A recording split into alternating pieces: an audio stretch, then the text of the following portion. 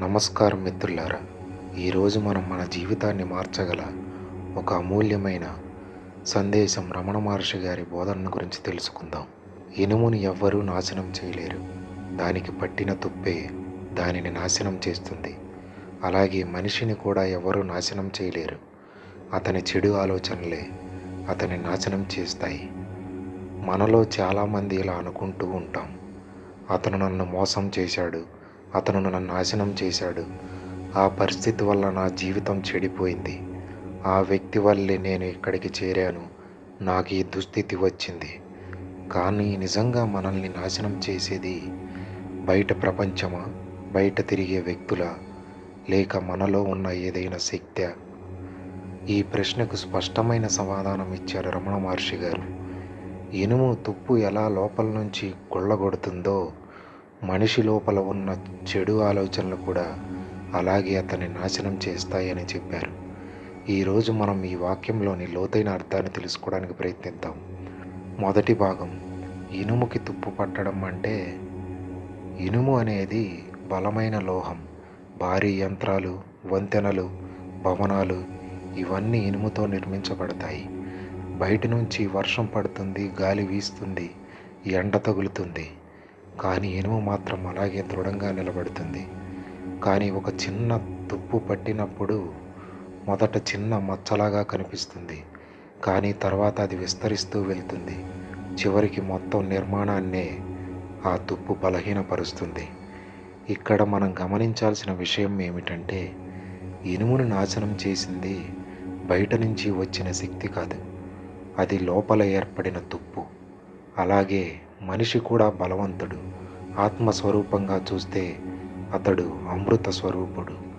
కానీ అతని మనసు లోపల చెడు ఆలోచనలు పెరిగితే అవి మనస్సును పూర్తిగా బలహీనపరుస్తాయి. ఇక రెండవ భాగం, చెడు ఆలోచనలు ఎందుకు మొదలవుతాయి? చెడు ఆలోచనలు అనేవి ఒక్క రోజులో రావు. అవి చిన్న చిన్న భావాలుగా మొదలవుతాయి. అసూయ, ద్వేషం, అహంకారం, భయం, అసంతృప్తి. ఉదాహరణకు చూస్తే, ఎవరైనా విజయవంతమైతే మనలో చిన్న అసూయ పుడుతుంది. అతనికి ఎందుకు విజయం వచ్చింది, నాకు ఎందుకు రాలేదు అని. ఈ ఒక ఆలోచనే తుప్పు పట్టింది అనడానికి మొదటి చిహ్నం. అదే మన మనసుకి తుప్పు పట్టింది అనడానికి మొదటి చిహ్నం. దాన్ని పట్టించుకోకుండా వదిలేస్తే అది పెరిగి వ్యాప్తి చెందుతుంది. ఆ తర్వాత మన ప్రవర్తనను కూడా ప్రభావితం చేస్తుంది. మన మాటల్లో, మన వ్యక్తిత్వంలో కఠినత్వం వస్తుంది. మనసులో అసంతృప్తి పెరిగిపోతుంది. చివరికి మన మనశ్శాంతిని కోల్పోతాం. బయట పరిస్థితులు మారలేదు, కానీ మన లోపల తుప్పు పెరిగింది.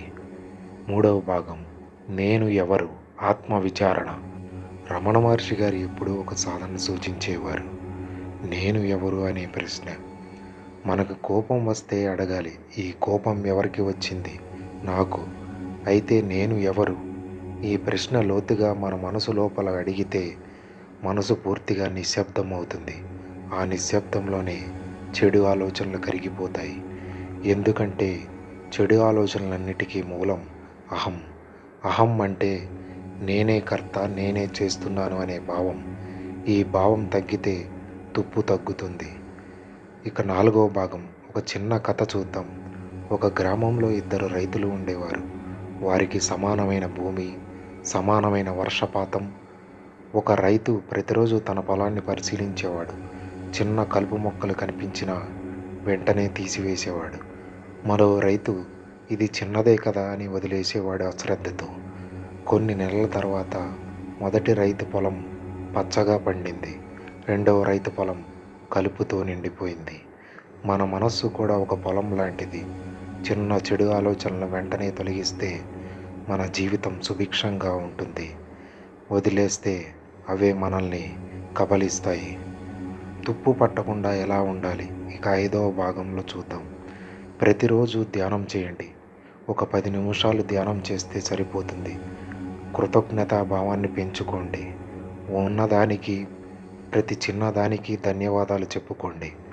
ఆత్మ పరిశీలన అంటే రోజు చివర నేడు నా మనస్సులో ఏ తుప్పు పట్టింది, ఏ చెడు ఆలోచన రేకెత్తింది అని పడుకునే సమయంలో మిమ్మల్ని మీరు ప్రశ్నించండి.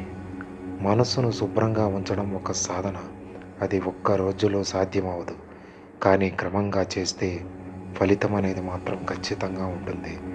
ప్రియమైన మిత్రులారా, మనల్ని ఎవ్వరూ నాశనం చేయలేరు, మనలోని చెడు ఆలోచనలు తప్ప. ఇనుము తుప్పు పట్టకుండా కాపాడుకుంటే అది శతాబ్దాల పాటు నిలుస్తుంది. అలాగే మనస్సును కాపాడుకుంటే మనం చెడు ఆలోచనల నుంచి మన జీవితం ఆనందంతో నిండిపోతుంది. ఈ రోజు నుంచి ఒక నిర్ణయం తీసుకుందాం. బయట ప్రపంచాన్ని నిందించకండి. మీ లోపల ఉన్న ప్రపంచాన్ని, అంటే మీ మనస్సును పరిశీలించుకోండి. మీలో పెరుగుతున్న తుప్పుని, అంటే చెడు ఆలోచనలని తొలగించండి. మీ మనస్సులో ప్రకాశాన్ని వెలిగించండి. ఈ వీడియో కనుక మీకు నచ్చినట్లయితే లైక్, కామెంట్ చేసి మీ మిత్రులందరికీ షేర్ చేయండి. అలాగే ఇలాంటి మరిన్ని ఆధ్యాత్మిక వీడియోలు, రమణ మహర్షి గారి బోధనలు, వాటి అర్థాల కోసం మన శ్రీ రమణ మార్గం ఛానల్ని సబ్స్క్రైబ్ చేసుకోవడం మర్చిపోమాకండి. మన శ్రీ రమణ మార్గం ఛానల్ నుంచి వచ్చే ఎటువంటి వీడియో అప్డేట్స్ మీరు మిస్ అవ్వకుండా ఉండటానికి పక్కనే ఉన్న గంట సింబల్ మీద క్లిక్ చేయండి. ఓం నమో భగవతే శ్రీ రమణాయ. హర హర మహాదేవ శంభో శంకర. ధన్యవాదములు. శుభదినము.